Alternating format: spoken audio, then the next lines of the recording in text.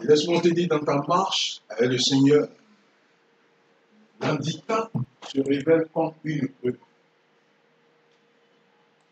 Amen. Ici, dans le passage, il y a eu quoi? Handicap, le manque d'eau.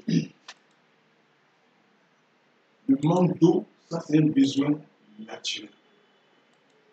Sinon, le besoin spirituel, le besoin surnaturel, il te donne de comprendre que l'homme n'est pas appelé à vivre simplement du manger et du boire, mais de la parole, il y a un esprit de vie de Dieu qui le maintient en vie. Amen.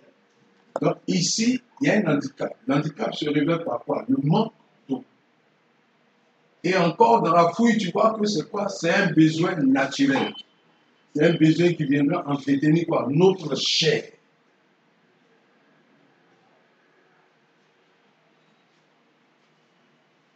Et on continue.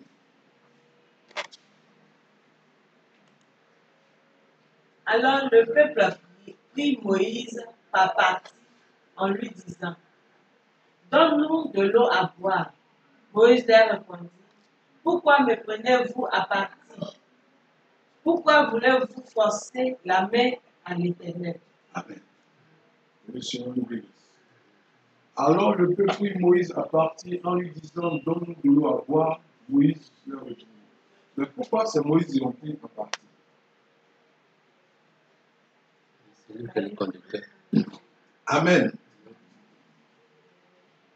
Donc, ils reconnaissent en Moïse le guide privilégié de Dieu.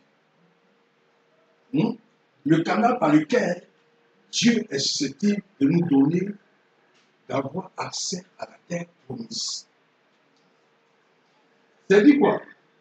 La situation d'handicap leur a donné de reconnaître l'autorité de Moïse. Quelque part, ils reconnaissent qu'ils sont sous la coupole de Moïse. Moïse, serviteur de Dieu. Amen. Mais est-ce qu'il faut attendre qu'il y ait un handicap pour reconnaître l'autorité que Dieu a conférée à son serviteur comme guide?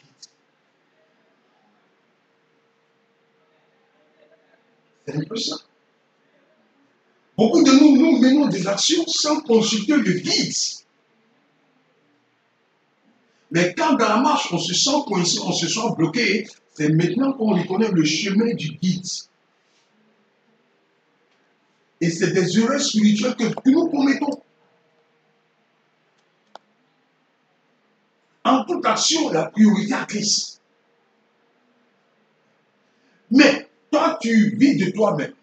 Tu es responsable de ta vie, tu es garant de ta vie. Tu fais tout ce que tu veux selon ton vouloir. Et maintenant, quand tu es coincé, c'est là que tu retrouves la porte de l'Éternel. Parce que par Moïse, tu viens trouver quoi? La solution. Moïse, il n'a pas en lui la solution. Mais tu sais que certainement, Moïse a écouté de Dieu. Et par la plaidoirie de Moïse, certainement, j'aurai pas un gain de cause. Et c'est la démarche de cet dernier temps. On reconnaît l'autorité que lorsqu'on a un besoin, et qu'il a un besoin quoi? Égoïste. C'est quoi? C'est une satisfaction de ma personnalité qui me donne d'aller vers cette couverture. Mais c'est quoi? Il y a longtemps qu'on s'est détaché de cette couverture, marchant de nous-mêmes, ayant notre vision personnelle des choses. Et là, Moïse leur demande, pourquoi me prenez-vous à partie? Mais si vous ne reconnaissez pas l'autorité de Dieu en moi, vous avez dit, Corée Abiram, que Dieu parle à tout le monde. C'est ça, non? Mais quand Dieu parle à tout le monde, donc Dieu a conféré son autorité en tout le monde. Mais pourquoi, quand la situation s'arrive, compliquée, coincée, il y a une porte par laquelle on doit passer. Pourquoi attendre qu'il y ait une situation coincée pour reconnaître cette porte-là? Ce serait dommage. Mais il sera plus avantageux pour moi d'être toujours dans cette porte. Pour profiter des bonnes grâces de cette porte. qui est Christ par excellence. Jean 10, verset 9 dit quoi?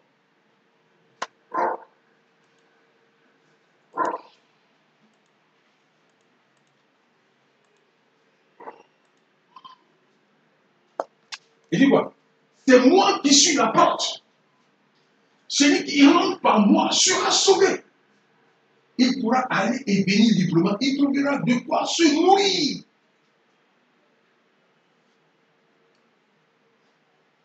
Il ne faut pas attendre qu'il y ait des soucis, des situations compliquées pour revenir à cette porte. C'est un moyen de demande. Vous reconnaissez que véritablement, c'est Dieu qui l'a appelé. C'est un peu ça. C'est-à-dire, Dieu a permis des ouvertures. Il profite de cette ouverture, mais il ne revient jamais à Dieu. Vous voyez, l'égoïsme spirituel. L'égoïsme spirituel se révèle du fait qu'on ne reconnaisse pas que c'est Dieu qui opère en nous. C'est du vie. Qu'on prétend même dire vivre. Qui est un semblant de vie. Mais selon Dieu qui n'est pas une essence.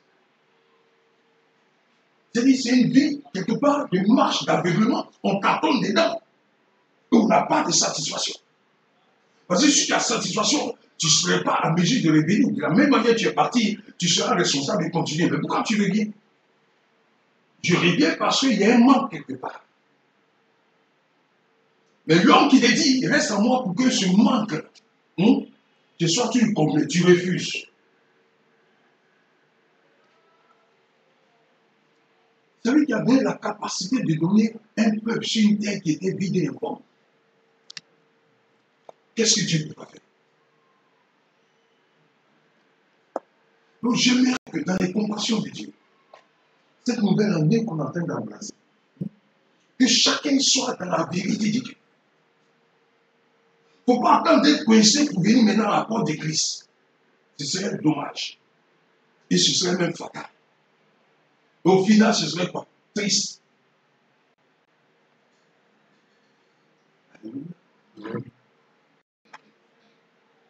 Et généralement, quand tu vois qu'il y a une telle démarche qui est entreprise, notre marche en Christ n'est pas sincère. Ça, c'est la finalité de la chose. Parce que quand tu as raison de croire que tu as deux cœurs, alors qu'en vérité tu as un seul cœur, c'est que tu n'es pas stable. Il y a une vie de stabilité. Et c'est quand tu es stable que tu cherches la stabilité quelque part. Mais la personne qui peut te rendre stable te dit, reste avec moi, commence avec moi et demeure avec moi. Pour que tu sois trouvé à la non stable. Tu restes avec moi parce que je vais fouiller ta vie. Tous les déchets de part et d'autre ont été sémés. Ces déchets-là, je vais les enlever. C'est-à-dire, toute plante qui n'a pas planté mon père sera arrachée. Voilà. Ça veut dire, reste en moi. Parce que je ne peux pas laisser cette pourriture délivrer en toi pour que demain, cette gloire de Dieu soit discutée ailleurs. Dieu dit, je ne partage pas ma gloire. Mais pourquoi veux-tu que tu sois dans la sainteté et puis vivre la main de Dieu? C'est tellement, tu as dit, c'est la grâce, c'est la faveur méritée. Mais la grâce de Dieu ne vient pas dans une vie de sainteté, dans une vie de décombre. Mais Dieu te veut dans ta sainteté et t'engager à lui. Mais Dieu ne peut pas te sortir de la sainteté, tu allais encore te rabouer dans la sainteté. On dit quoi? Comme la pluie qui retourne à ce qu'elle a vomi. Et puis venir te mêler dans la présence grâce glorieuse de Dieu. La Bible dit, ce Dieu qu'on adore, il est trois fois saint. Il dit, tu ne peux pas me voir et puis vivre.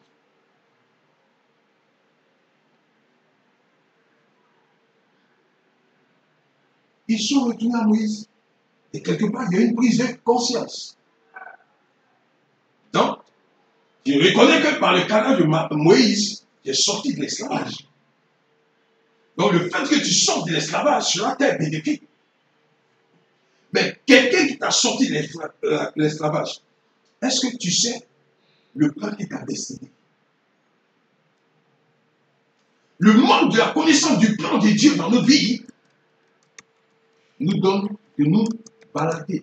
C'est ça on dit, être ballotté à tout vent des doctrines. Parce que quelqu'un qui te sort de l'esclavage, c'est qu'il a un plan merveilleux pour toi. Toi qui te demandes quoi? Qu'est-ce que tu es? La vertu de quoi? La patience. Sois patient. On refuse la patience. Et on prétend aider Dieu.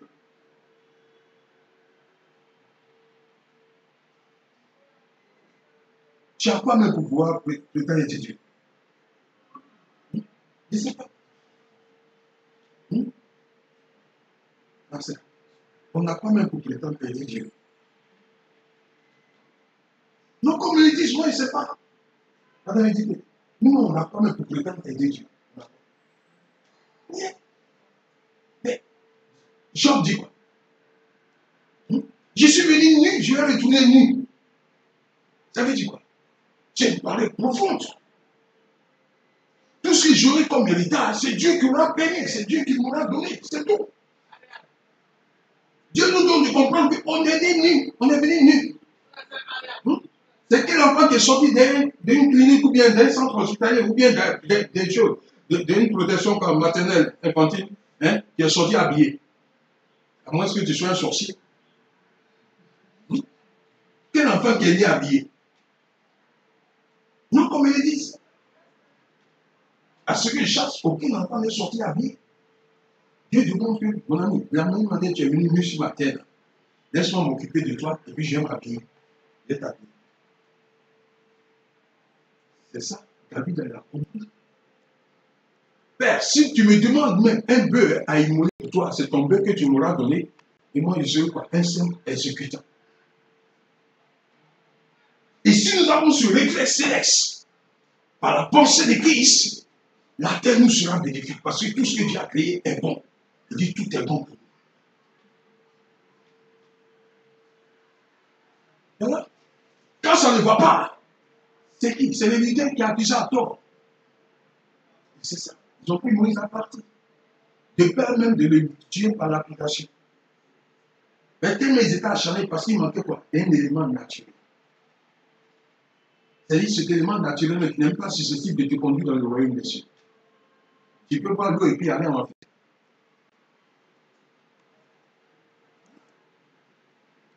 Et aujourd'hui, nous sommes plus préoccupés de ce qui peut nous conduire à l'enfer. C'est-à-dire, on marche pour l'enfer aujourd'hui. Aujourd'hui, tu as demandé à quelqu'un, mon frère, tu ne peux pas parler au ciel. Regarde le ciel, la main, c'est quoi? C'est-à-dire, 10 personnes que tu auras rencontrées, peut-être tu as trouvé au moins une personne qui aura le réflexe du royaume. Le reste, c'est la marche de l'enfer. Cette ébauche d'énergie chaque jour, on sort des maisons, on rentre en feu, on passe de part et d'autre, c'est quoi? C'est la marche de l'enfer. Parce que personne ne prend le temps même de consulter celui qui est l'alpha et l'oméga. Pour savoir ce pourquoi il nous a créé. Personne n'a pris à ça. Parce qu'on n'a plus le temps. On est dans le langage time is money. Le temps, c'est de l'argent. Mon frère, je change avec toi. Tu es en train de me prendre du temps. Mais quand il est final, j'aurai quoi en retour avec toi? C'est de ça qu'il s'agit sur la terre de Dieu. C'est-à-dire, on n'a plus le temps pour la personne qui respire le souffle de vie comme toi. On n'a plus le temps d'écouter. Et c'est dommage. Mais si tu n'as plus le temps d'écouter, pourquoi Dieu va prendre le temps aussi de t'écouter? Il dit quoi? Ce que tu aimerais qu'on te fasse, ne le fais pas aux autres. Tu ne peux pas écouter. Et c'est Dieu qui apprend souvent pour t'écouter. Alléluia. Donc j'aimerais que la marche de l'enfer ne soit pas par ton canal. Aujourd'hui, tu vois toute cette fouille, là, préoccupation, par-ci, par-là, c'est quoi? La marche, au final, c'est l'enfer. Le type, il va faire préoccupation. Donner rendez-vous à une femme. Il va quoi? Peut-être commettre l'adultère s'il est marié. Ce n'est pas la marche de l'enfer. Elle va se plaire dans la marche de maîtresse. Ce n'est pas la marche de l'enfer. Ils sont sûrs que quand les gens voient, ils disent quoi? Quelle est ma raison d'être sur la terre? C'est dommage. Tu as raison d'être sur la terre de Dieu. Parce que Dieu t'a créé à son image. J'ai une raison d'être. Dieu te veut comme un représentant sur un patrimoine qui t'a réservé. C'est une raison d'être. Dieu t'a réservé un patrimoine. C'est à toi de comprendre où est le lieu, où est l'emplacement, selon l'esprit du Seigneur. Et si tu ne prends pas du temps à reconnaître que ce patrimoine vient de ton pays, à quel moment tu sauras son plan privilégié dans ta vie? C'est triste. Aujourd'hui, nous qui crions au nom de Jésus, dans la marche, nous sommes plus les enfants pris sur la terre de Dieu.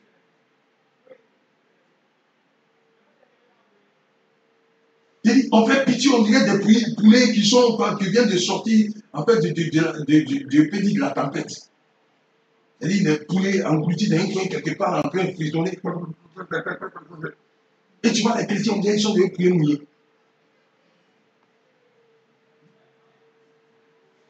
Et c'est dommage. C'est triste. C'est dommage, c'est triste. Alléluia. De peur de prendre les leaders en partie, il faut que toi-même, tu sois éveillé et savoir où tu vas avec Christ. C'est important. Engage-toi véritablement pour sortir de ce boulevard de l'enfer. Cette voie spacieuse, l'enfer même tout. Sinon, en Christ, c'est la restriction. C'est petit. Et quand tu passes, par moment, il y a des égratignures. Et ça te blesse, et puis tu vas doucement, doucement. Mais où tu montes, et puis tu marches, oh là là, tu t'en vas. Tu t'en vas à l'enfer. Parce que personne ne va t'interpeller. Quand le chemin est étroit, le plus souvent, quand tu es traversé, il y a un pin qui va te piquer. Quand ça te pique, tu réfléchis. Est-ce que je suis au bon? Vous dites quoi? Est-ce que ma vie plaît à Christ? Quand ça te pique. Ah, si c'est pas ça, je l'ai bien fait. Tu vas passer de l'autre côté, c'est certainement une pointe qui va te piquer. Aïe! C'est comment? Est-ce que je dois me décourager pour me retourner? C'est ça. Ça te donne de réfléchir, de rentrer en toi-même. Est-ce que tout mon parcours terrestre me donne de mériter sur le royaume céleste? Est-ce que mon langage terrestre me donne de mériter le royaume céleste? Est-ce que mes pensées au quotidien me donnent de mériter les pensées du royaume? Est-ce que mes faits et gestes sont en relation avec la marche du royaume? Tout ceci se conforme à quoi? À l'esprit de Dieu. Dieu est esprit. Pour ne pas qu'un handicap d'éléments naturels te donne de perdre de bonnes grâces divines. Laisse-moi te dire, quand tu sors du fossé et que tu n'as pas cette perche céleste, tu descends en enfer. Amen. La Bible dit, nous étions morts par nos offenses. Ça, c'est le fossé. Il nous a sortis de ce fossé, il nous a donné au prix de son sang. Mais si tu perds cette perche du fossé, par les bonnes grâces divines du sang de Jésus, tu descends en enfer. Il n'y a rien à faire. Alléluia. Chacun soit interpellé. Une autre vie de cachotterie. On dirait quoi? On est devenu maintenant des enfants. On joue maintenant au divination. C'est-à-dire qu'on court maintenant dans les maisons comme soleil. On peut arrêter ça. Tu dois jouer au soleil avec Dieu. Où tu vas te cacher? Dis-moi où tu vas te cacher. Dans la petite chambre rouge, ou bien éclairée par la petite ampoule rouge là. C'est là-bas que tu vas aller faire soleil. Dieu va te voir. Dieu va dire, tu avais fait soleil dans la fornication. Et quand ce décret-là te dit fornication, quand tu es au courant, la sentence qui t'attend. C'est-à-dire que tu fais soleil dans le terrain. C'est-à-dire que toi, il n'y a rien de paix en toi. C'est-à-dire qu'il y a une personne, on ne peut même pas toucher, on ne peut même pas s'approcher de toi. Une fois on arrive, tu deviens même ta panthère, tu sors les griffes. Il y a quel genre de personne sur la tête de Dieu? Si tu as tué près, regarde, une femme, c'est-à-dire tu as sorti les ongles comme une panthère, tu vas où? Tu vas où? Dieu t'appelle à la transformation. C'est ce caractère qui veut transformer. Et sans cela, Dieu dit, sois renouvelé dans ton propre intelligence pour dire que tu ne t'es pas créé toi-même. Et comme tu ne t'es pas créé toi-même, c'est qu'il y a un lendemain quelque part qui sera meilleur pour toi. Toi, applique-toi au principe de Dieu, c'est tout. Et encore, Dieu te donne cet avantage parce que ce ne serait pas de tes propres forces. Par son esprit.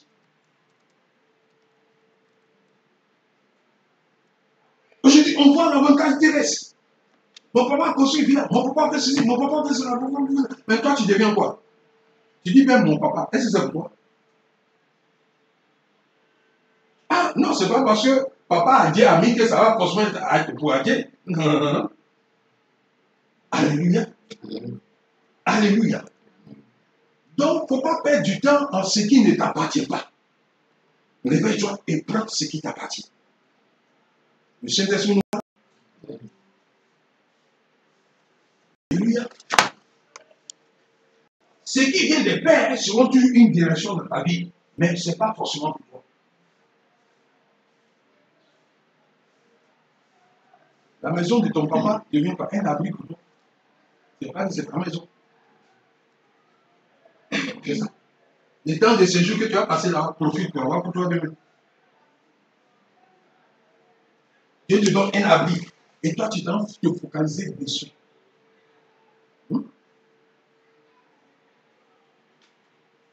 Alléluia.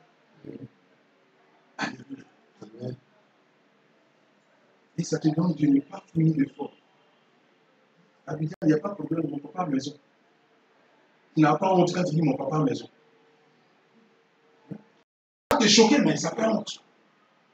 C'est la maison de ton papa. Même si c'est la famille Adié, ce n'est pas la maison de tous les Adié. Ce n'est pas la maison de tous les Dassé. Ce n'est pas la maison de tous les étiquetés. Ce n'est pas la maison de tous les Capous. Ce n'est pas la maison de tous les Amons. C'est-à-dire le monsieur qu'on puisse habiter et puis chacun va chercher une fois de lui. Et si on aura compris ça, on va aussi. Parce que si tu es dans telle maison, tu n'auras pas d'ouverture de solution. Tu seras quoi? En dépendance.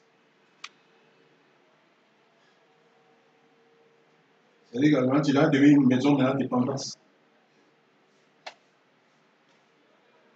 Et dans la maison, il n'y a pas de dépendance. Il n'y en a pas. Il n'y en a pas. Dans la maison, il n'y a pas de dépendance. Il n'y en a pas. Voilà. Et dit ça, le vouloir, tu deviens maintenant dépendance. Et là, tu dépends de lui. Et tu deviens le chef. C'est toi qui ouvre les portes. C'est toi qui ferme les portes. Il faut dire, Jésus dit de changer de nom. Et toi et moi, nous sommes convenus que quand tu es dans la dépendance, que tu dépends, hein, mon frère, tu ne peux pas être libre à pécher genoux. Tu ne peux pas être libre en train d'adorer le véritable. Tu seras même soucié dans ton adoration. Tu seras même soucié dans la méditation de ça. Et quelle sera la raison de Galates 5, verset 1? On va le lire, Galates 5, verset 1.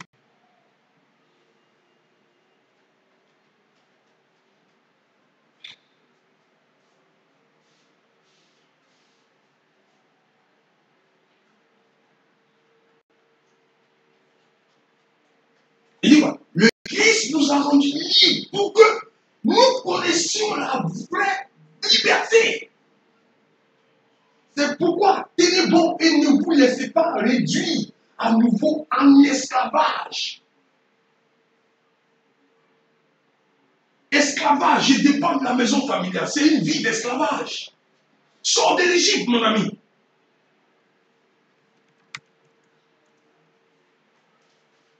Alléluia. Si tu te plais dans cette vie d'esclavage, je t'encourage, reste dedans.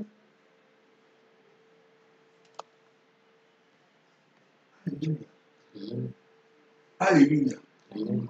Donc, je vais te donner de comprendre, il ne faut pas aller lutter ce qui ne t'appartient pas. À supposer qu'il y a une seule maison pour 22 enfants. Qui sera le propriétaire privilégié? C'est qui? C'est qui? Ah, les 22. Ah, bravo Seigneur. Donc, si déjà les 22 sont propriétaires, donc il n'y a pas de propriétaire au final. Maintenant là, tu n'as pas eu la pensée de quoi? De soutenir cette famille en unité, comme Aaron et Hur auprès de Moïse. C'est une vie scandaleuse. C'est une vie de dépression. L'héritage doit venir comme une grande reine. Parce que tout va rentrer dedans. Fétichisme, maraboutage, sorcellerie, tout ça. Parce que ceux qui sont là qui ne fournissent pas de fonds, ils ont bien Dieu dessus. Mais c'est vrai quoi? C'est-à-dire héritage de jungle. C'est-à-dire quoi? La jungle le plus fort. Alors que le plus fort, c'est celui qui est en Christ. Mais ce serait dommage si personne en Christ, là, la révélation de dire, ça, c'est une couverture qu'on nous a donnée. Mais chacun doit chercher pour lui. Mais prenons ça pour appui comme réserve. C'est-à-dire, quand tu vas tourner que ça n'a pas marché, au moins c'est un appui. Tu peux venir en pleine stabilité. Te régénérer et puis repartir.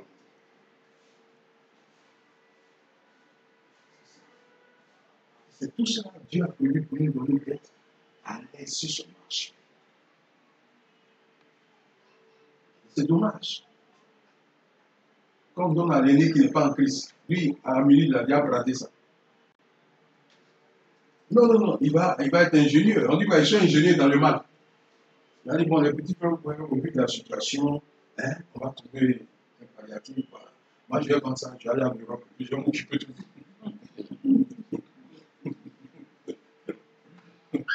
Mais tu vas vendre ça, tu vas en Europe, mais nous, en ce temps, c'est pas. Ces maisons valent beaucoup bien, on va faire quoi? Alléluia. Vous voyez ce qui se passe dans les familles? Et c'est dommage. C'est dommage. Tu n'as pas la sagesse de Dieu.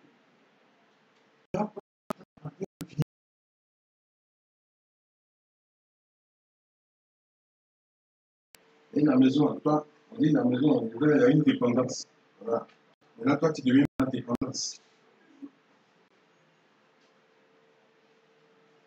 Et là, c'est-à-dire, tu es en dépendance. Quelle solution tu vas apporter? Et plus souvent, on demande, non, attendons, l'aîné de la famille va venir, et puis on va dans ta situation. Quand tu dois attendre l'aîné de la famille, c'est-à-dire quoi? Même tes enfants vont venir attendre l'aîné de votre famille. Ta femme va venir attendre l'aîné de votre famille. Vous ne voyez pas la mise en temps. C'est-à-dire tout est focalisé sur le naturel.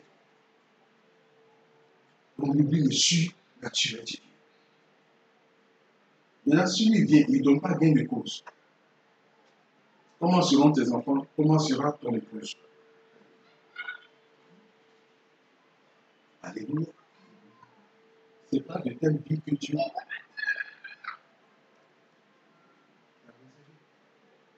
Ce n'est pas de cette vie que Dieu te veut.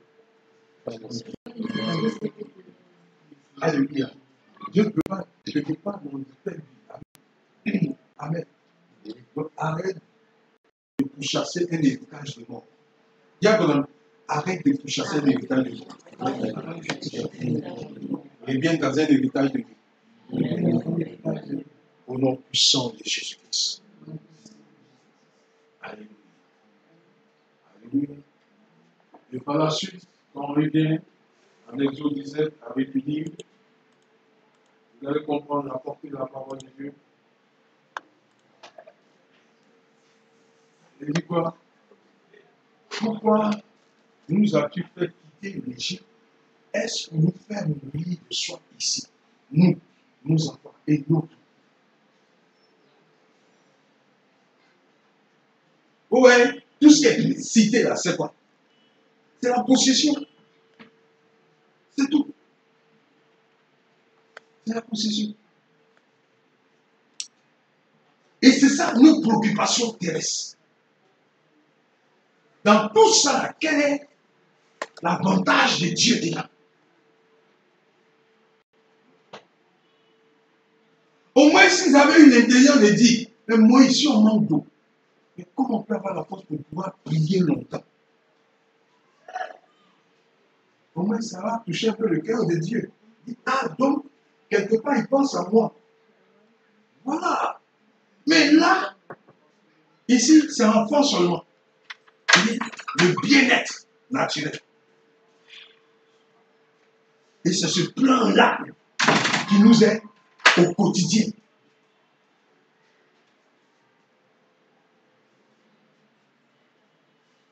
C'est la pète, viens tout faire. Avoir un peu d'argent pour payer Wax, ma femme. C'est la possession. Alléluia. Je n'ai pas dit que Dieu n'est pas pour notre bien-être. Non. Mais je veux te donner de comprendre, de communiquer de la culture céleste. C'est-à-dire, en toute action, donne la priorité à Christ. Moïse, nous ne demandons pas de Christ. Est-ce qu'on ne peut pas boire un peu d'eau parce que Moïse, on a affaibli. On n'arrive plus à prier. Dieu ne va pas faire grâce. Allah dit quoi? Si tu me le donnes, je vais te le consacrer. Ce n'est pas quoi? Une motivation, c'est. Quand c'est comment Dieu a fait quoi? Il n'a pas donné. Alors, c'est ça. C'est important. J'ai dit, Dieu, moi, je t'ai servi. Mais après de loyer, on vient frapper au corps de tes pasteurs et puis on le vide. Moi, je ne suis pas dedans. Oui, bon. Comme c'est comme ça, tu vas me servir en mi-temps.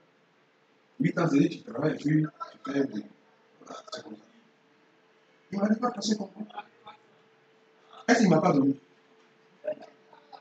Parce qu'il y a son avantage. Dieu a parlé de sa part. Dieu a précipité. Là, la quoi demande de Dieu. Comment quelqu'un qui t'a sorti de l'esclavage va venir te donner de mourir à cause de l'eau? Vous voyez comment ça a venu? Et le plus souvent, c'est les futilités qui nous créent des soucis et qui donnent des ouvertures de porte à nous et qui donnent accès à ça.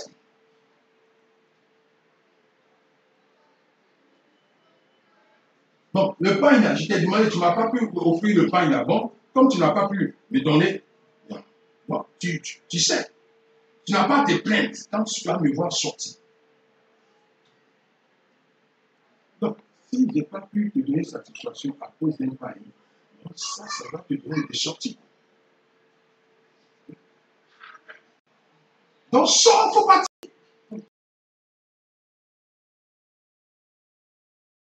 Mais si tu sors et tu reviens les bras ballants, tu pars définitivement de ma maison. Ah non, parce que tu es rassuré qu'en sortant de là, tu vas revenir des bails. Donc, moi, je m'attends.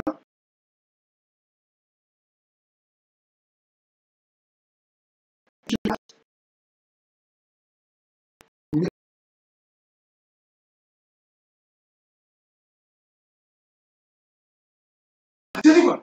On est mêlés ensemble. Quand tu vois une force affaiblie, donne de la vigueur. Hein? Maintenant, en appui. Moïse était affaibli. Ils sont venus. Aaron. Et la pensée de Aaron, et la pensée de Hur. Ils sont en Christ. Alléluia.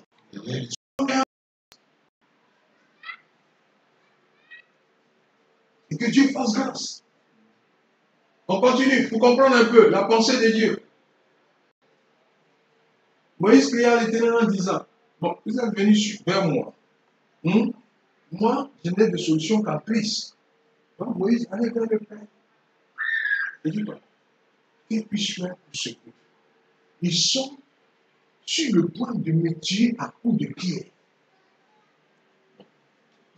Quand les gens sont exacerbés, ils sont sans pitié. Ils ont oublié que ils étaient tiraillés. C'est-à-dire, il y avait la vie et la mort derrière. Pour dire quoi? La vie, c'était quoi? La traversée de la mer. Ils sortaient de la mer, ils avaient la vie devant. Et derrière, il y avait la mort, l'armée pharaonique qui venait. À l'un tous. Ils ont oublié que Dieu les a sortis de la mort. En estimant l'ordre à Moïse d'élever la perche. Et Dieu a opéré le miracle. Celui qui t'a sorti, de passer, on dit quoi? On voit la mer.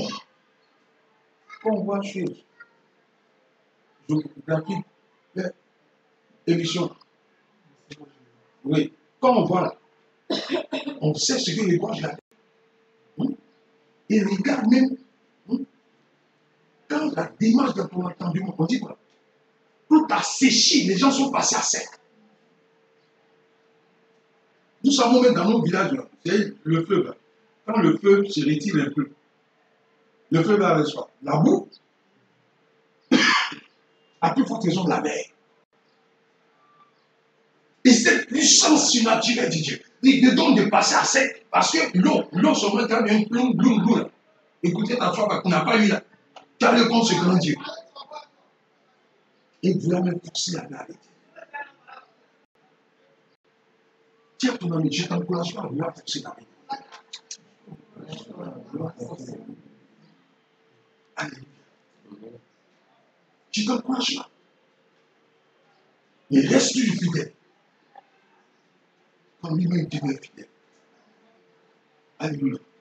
Aucune situation ne te donne de changer de langage. Quand les sociétés étaient tous, c'était ton papa, ta maman qui était là. Non.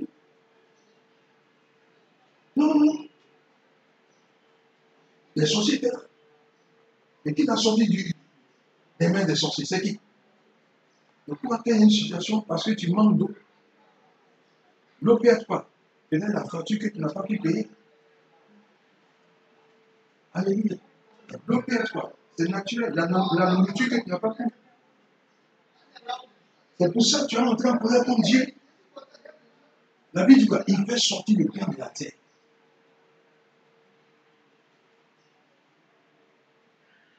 Alléluia. Est-ce que dans ta marche, tu peux véritablement l'aimer? C'est la question qu'on se pose. Est-ce que dans ta marche, tu peux véritablement l'aimer? Il ne faut pas l'aimer pour ce que tu vas être. Il faut l'aimer pour ce qu'il va faire avec toi. Alléluia. Est-ce que tu peux dire, je vais l'aimer pour ce qu'il va faire avec moi? Alléluia. Non, il faut dire, je vais l'aimer pour ce qu'il va faire avec moi. Donc, attends-toi à ce qu'il va faire avec toi. Parce que ce qu'il va faire avec toi, c'est lui seul qui va le définir par ton canal. C'est cela qui te dira, je me suis porte ta croix. Et je t'ai toujours dit, la croix, elle est définie seulement par Christ. Il sera l'alpha et l'oméga de cette croix en toi, si tu l'as accepté comme Seigneur sur ta personne. Et si tu as une révélation d'intimité avec lui. Laisse-lui être l'alpha et l'oméga de ta croix. Et tu as un témoignage si ce n'est pas lui qui le fait.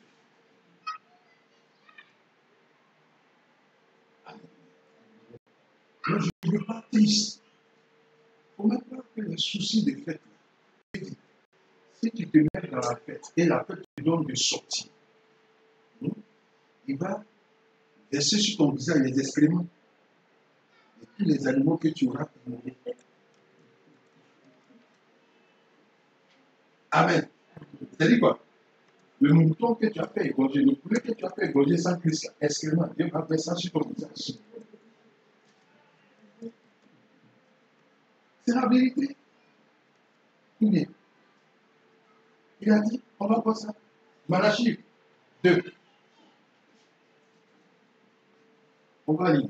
Parce qu'en fait, quand on dit les choses, les gens pensent qu'on invente.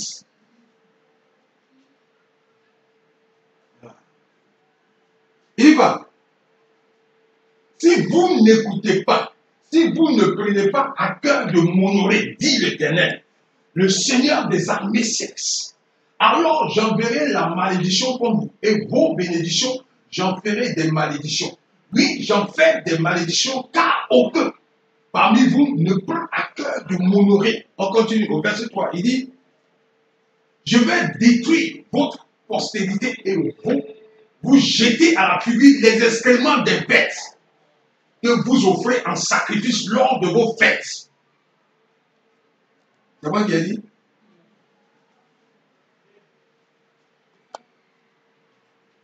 C'est cela que quand on est dans le nouvelle année, on ne mange pas partout. Comme il a fait ses rituels, il a vu la nouvelle année par ses fétiches et autres. Il va t'inviter. Tu vas aller t'asseoir, tu vas manger ses fétiches. Lui, il n'est plus que de ça. Hein. Tu es conscient. Et tu es dans ta soie. La Bible, tout ce qu'on sacrifie est voué au ennemi.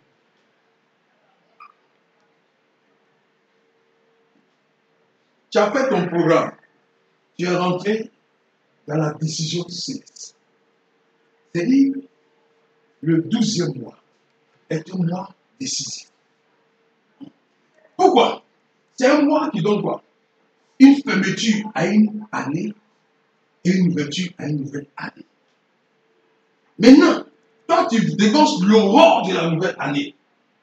Tu as bien préparé ton année. Tu as sévé selon la vision céleste. Et maintenant, tu tentes de te mêler à une marche du dehors. Voilà. Il dit quoi? Je vais détruire votre postérité et vous jeter à la furie les excréments des bêtes que vous offrez en sacrifice lors de vos fêtes. Et puis l'on vous emportera au dehors avec eux. Ma soeur, ça fait quoi? Toute la nuit, tu as pris Jésus. Aujourd'hui, il faut venir. Allez, si on a pris un peu là, ça fait quoi? Kakou. Alléluia. Si tu ne prêtes pas attention, Satan va venir. Tu rentres ridicule au dernier jour. Lors d'une fête. Et ça encore, tu vas voir, c'est un élément naturel, nourriture.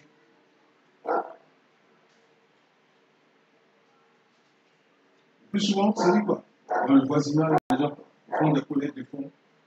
On dit au vu de la situation, bon, on se met ensemble et puis on va préparer ensemble et puis on fait tout ensemble. Généralement, la pensée est bonne. Mais qui est honoré dedans?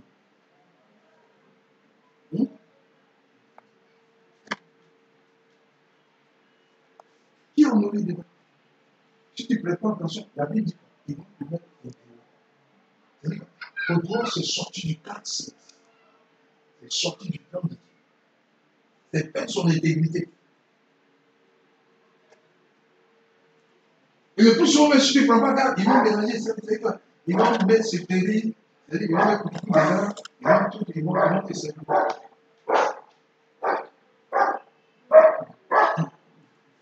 Ou bien généralement, c'est pastis qu'ils vont te donner. C'est sucrot.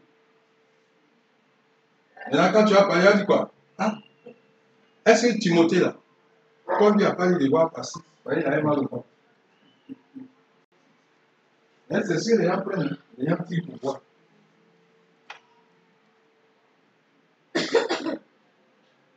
Quand lui a dit, quand tu as mal,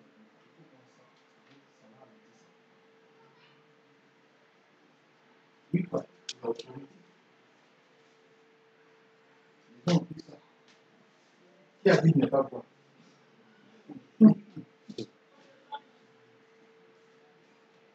Vous voyez comment Satan travaille?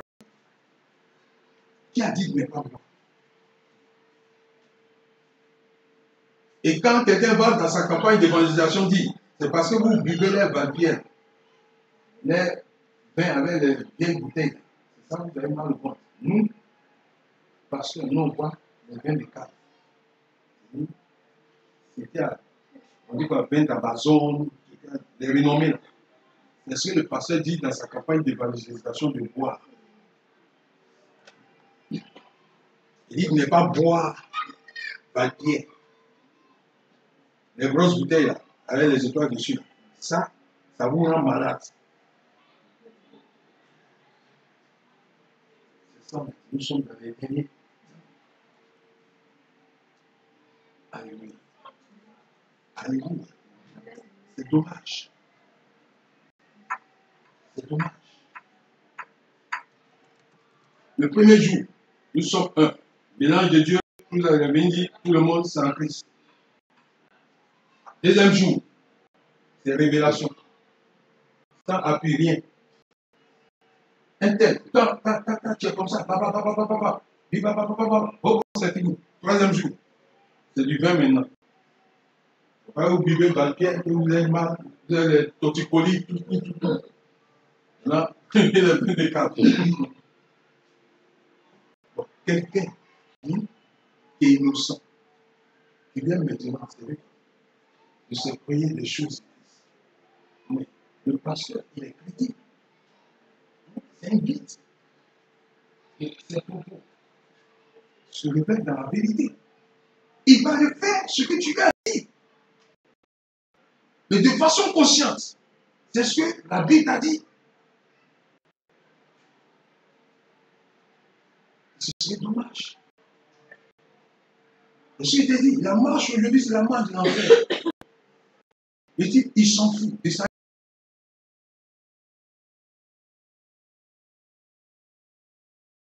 dit ma vie. Les enfants sont venus, mais ils vont lutter pour se faire une vie. C'est ça. Il y a une vie à vivre. Non, tu as une vie à vivre. On va te laisser la vivre. Là, ce que je sache, c'est le compteur de cette vie. C'est lui que nous allons par son souffle. Donc tu auras intérêt à t'aligner avec lui. Il a parlé de nous. Que le nom du Seigneur soit béni. Donc c'est cette exhortation que je voulais partager avec vous pour que chacun prenne garde en cette période de fête. Vigile. Et discerne beaucoup. Alléluia. Sois vigilant et discerne beaucoup. Ce n'est pas à tous les repas de fin d'année qu'on se met. Je ne sais pas comment ils ont préparé les repas et puis toi tu viens t'asseoir parce que tu as tellement faim. Ils vont te dire, tu seras rassasié.